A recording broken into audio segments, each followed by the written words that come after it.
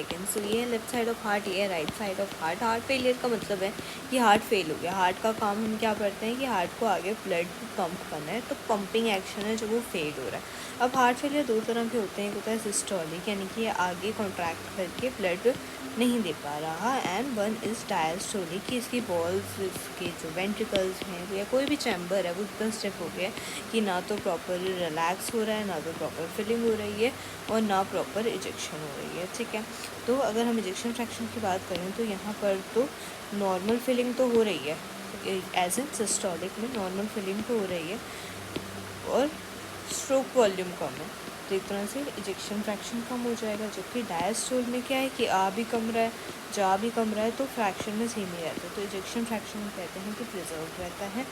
Now talking about the symptom, तो अगर left side का हार्ट फेलियर है तो ब्लड आगे नहीं जाएगा, ब्लड आगे नहीं जाएगा तो टिश्यूज में परफ्यूजन नहीं होगा, परफ्यूजन नहीं होगा तो टायर्डनेस, फटीग ऐसे फीचर्स आएंगे।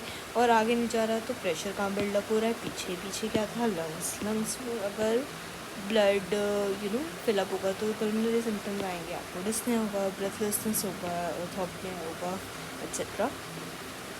अगर राइट साइड में फेलियर है तो ये जो ले रहा था वो नहीं ले पाएगा, आईबीसी से, सॉरी एसवीसी से, आईबीसी से।